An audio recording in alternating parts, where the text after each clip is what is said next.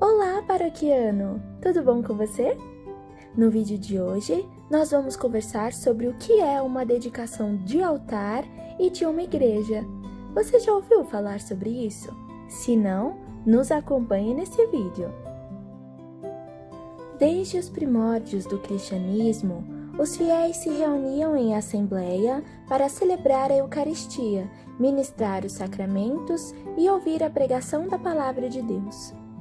Os lugares de reunião eram habitualmente suas próprias casas, onde utilizavam a sala mais espaçosa para esse fim. Alguns desses locais de culto são mencionados no Novo Testamento. Um exemplo deste fato está no livro dos Atos dos Apóstolos, no capítulo 20, versículos de 7 a 11, onde está registrado que Paulo e os apóstolos se reuniram no terceiro andar de uma casa, adornado com muitas lâmpadas, com vários fiéis, aos quais, depois de bem instruídos, receberam o pão eucarístico. A tradição também nos conta que Pedro se hospedava em Roma, na casa do senador Pudente. Ali se congregavam os cristãos para ouvir suas instruções, assistir aos santos mistérios e receber a Sagrada Comunhão. Pode-se ainda ver esse venerado recinto lá na igreja de Santa Pudenciana. Com o tempo, as casas nas quais se reuniam a assembleia passaram a ter cômodos específicos reservados para o culto divino. E a partir do fim do século II, esses prédios começam a ser chamados de Domus Ecclesiae. Ao longo do século III, esses aposentos foram crescendo em importância e as outras partes do edifício, destinadas a outras finalidades, acabaram sendo separadas dele. A Domus Ecclesiae se transforma, enfim, em Domus Dei. Já a partir do século IV, a dedicação da Domus Dei era considerada uma das festas mais solenes da liturgia, a fim de ressaltar o caráter sagrado do edifício, que não poderia mais ser usado para outros fins. Comenta a este respeito Dom Guéranger: nossas igrejas são santas por sua pertencência a Deus, pela celebração do sacrifício, pelas preces e louvores nelas oferecidos ao hóspede divino. Há um título melhor do que o tabernáculo simbólico ou o templo antigo. Sua dedicação as separou para sempre de qualquer morada de homens e as elevou acima de qualquer palácio da terra. Contudo, não obstante os ritos cuja magnificência enche o seu recinto no dia de sua consagração a Deus, sob o óleo santo, do qual suas paredes permanecem para sempre impregnadas, elas não ficam menos desprovidas de sentimento e de vida. No ritual litúrgico da dedicação de uma igreja, destacam-se 6 elementos essenciais: a aspersão com água benta, a deposição das relíquias dos santos, a unção sagrada do altar e da igreja, a incensação, a iluminação e, por fim, o principal, a celebração eucarística. As inspiradas palavras de Santo Agostinho nos explicam com sublime genialidade a relação entre ambas as realidades. Ele nos diz: esta é, de fato, a casa das nossas orações.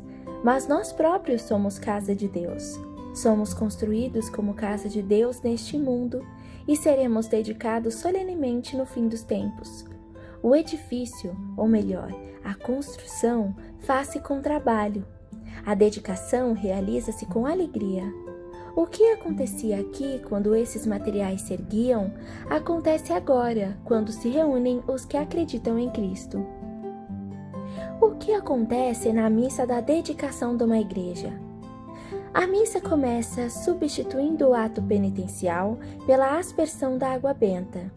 Por seu caráter exorcístico, se aspergem também o altar e as paredes da igreja para purificá-los, assim como todo o povo, em sinal de penitência e em lembrança do batismo. Assim como Cristo nos precedeu nas águas do batismo, no Jordão, as aspersões começam pelo altar, que o representa, e depois se fazem no edifício inteiro. Nesta missa também ocorre a deposição das relíquias. O costume de colocar relíquias de santos sob o altar originou-se nos primeiros séculos da Igreja, nas catacumbas, onde se tornou habitual celebrar a missa sobre a pedra tumular de um mártir. Com isso, se queria significar que o sacrifício dos membros encontra seu princípio no sacrifício da cabeça, que é Jesus Cristo. Atualmente, a Igreja não exige que as relíquias colocadas sob o altar sejam exclusivamente de mártires. Em virtude da unção, o altar se torna símbolo de Cristo, o ungido por excelência, pois o Pai o ungiu com o Espírito Santo e o constituiu sumo sacerdote, para oferecer no altar de seu corpo o sacrifício da vida pela salvação de todos. Por isso, desde tempos remotos, o altar foi cercado de respeito e veneração pelos cristãos. A unção com o óleo do crisma. Na missa da dedicação, o altar é ungido com o óleo do crisma, você sabia? Isso nos faz lembrar Jesus Cristo, o homem-Deus, que foi batizado na água e no Espírito Santo. O altar, feito de pedras, representam a Assembleia dos Eleitos, ligados entre si com a pedra maior que é Jesus, pelo indestrutível laço do amor. A unção das paredes. Em seguida, também a igreja é ungida nas 12 cruzes fixadas nas 4 paredes do edifício, em sinal de triunfo, pois a cruz é o estandarte de Jesus e a insígnia de sua vitória. É para mostrar que este local está sob domínio do Senhor que as cruzes são esculpidas nas paredes.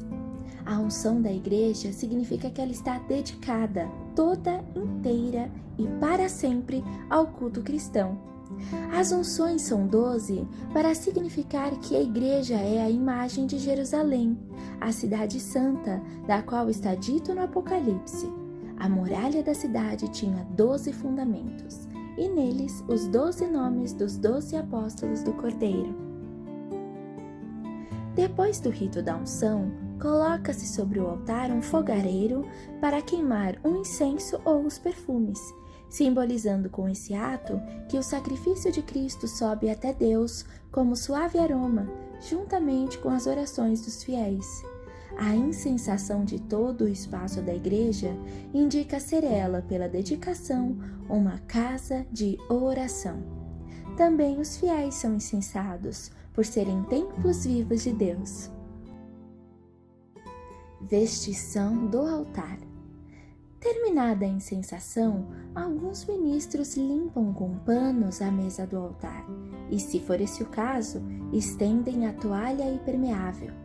Em seguida, cobrem o altar com uma toalha e, se parecer oportuno, adornam-no com flores.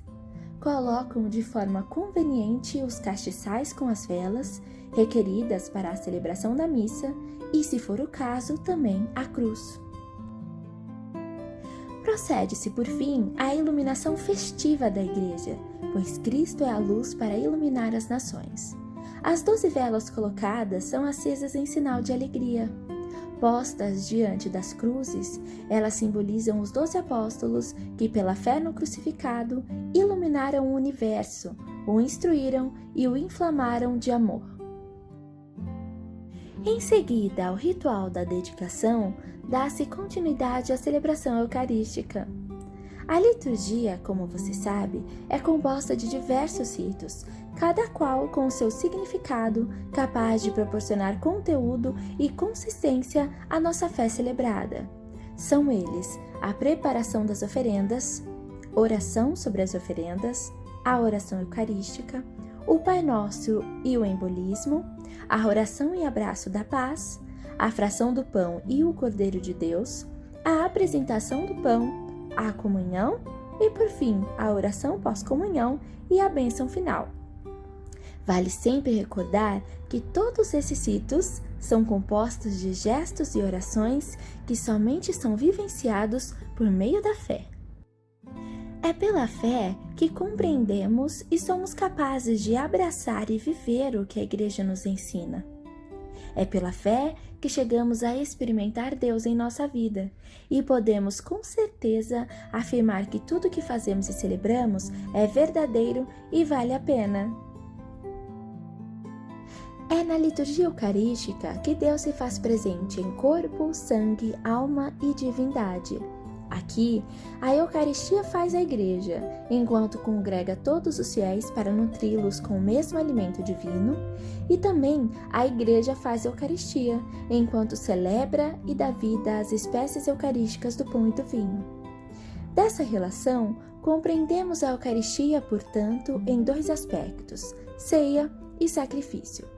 Ceia enquanto banquete que nos alimenta espiritualmente e nos faz partilhar o pão com os que mais necessitam, e sacrifício enquanto doação da própria vida do Senhor Jesus para nossa salvação e da nossa vida em união com a dele.